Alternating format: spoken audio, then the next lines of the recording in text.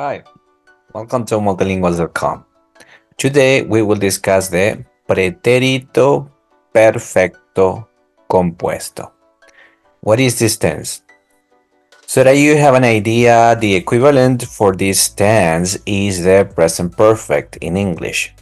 So how do we form the present perfect? So the present perfect in English is when we say, for example, I have traveled before. So that would be the present perfect. So we use the auxiliary have or has and then a verb in past participle. So take a look at these three phrases.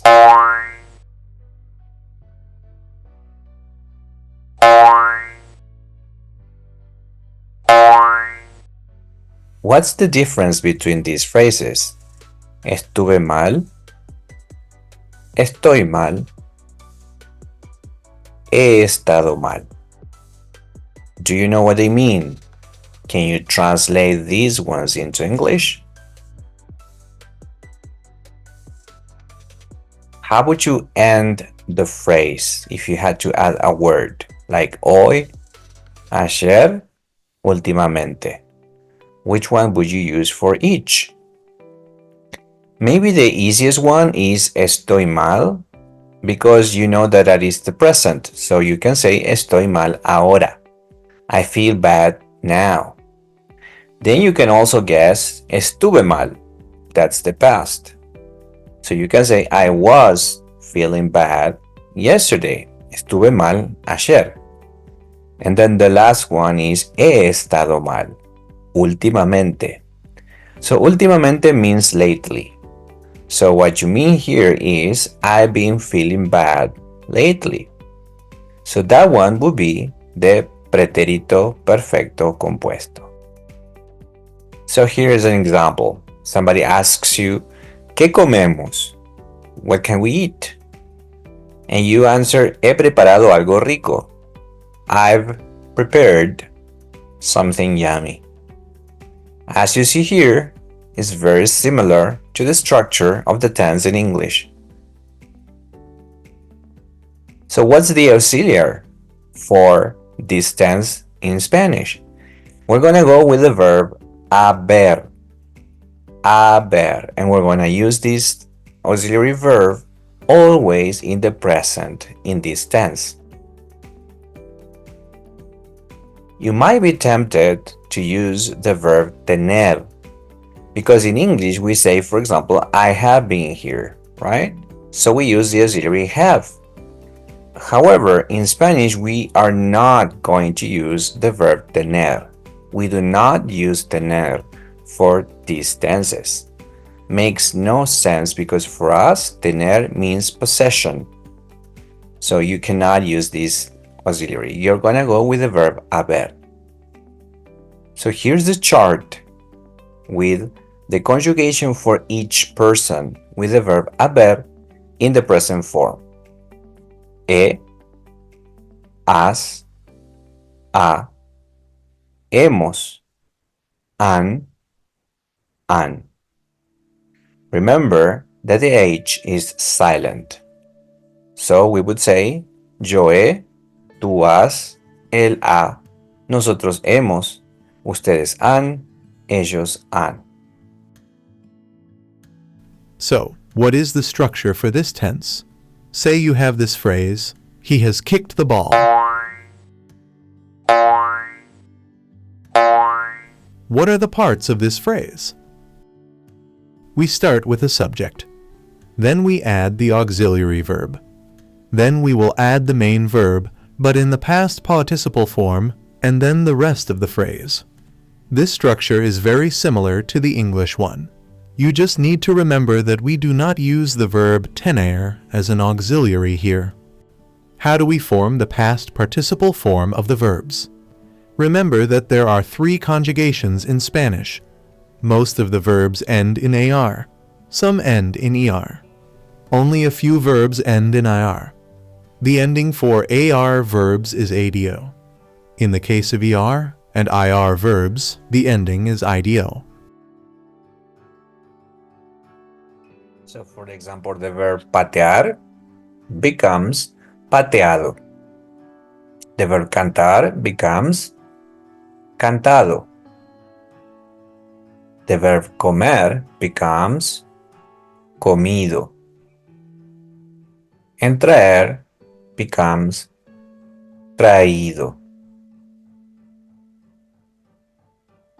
Then ir, salir, becomes salido. And venir becomes venido. So we have kicked, like I have kicked, I have sung, I have eaten, I have brought, I have gone out, and I have come. Also, remember that verbs have a stem. Here we see the stem of the verb in red. So we have the verb leer, to read, oír, to hear, and traer, to bring. When the stem of the verb ends in a vowel, such as leer, oír, or traer, when we pass it to the past participle, we have to add a tilde to the I. So we're going to say leído, oído, traído. We're going to write the tilde and we're going to stress that syllable. There are some verbs that are irregular. Just like we do in English, you need to memorize these verbs because they're different. Some may even have two forms, just as English irregular past participle verbs. In this chart, you will see the infinitive form of the verb, then the irregular past participle. And in the case a verb may have a regular past participle, you will see it too. In the case where a verb has two past participles, you can use either one. Sometimes, natives may be more accustomed to use only one of them. To open. Abierto. To cover. Cubierto. To say. Dicho.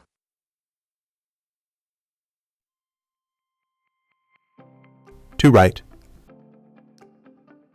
Escrito. To do or to make. Hecho. To fry. Frito.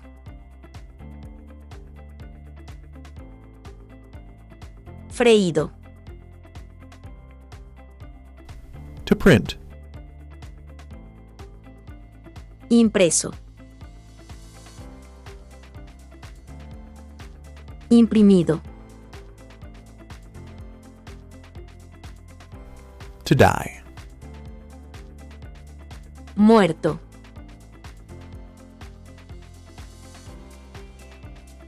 To put. Puesto.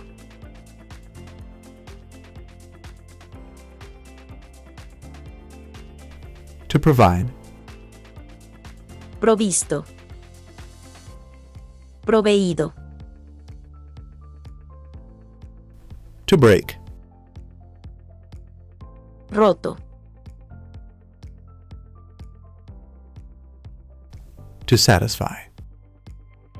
Satisfecho. To subscribe. Suscrito.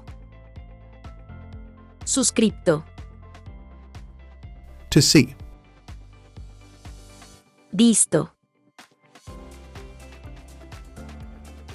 To return. Vuelto. Those are the rules. Now let's go to multilinguals.com to do some exercises.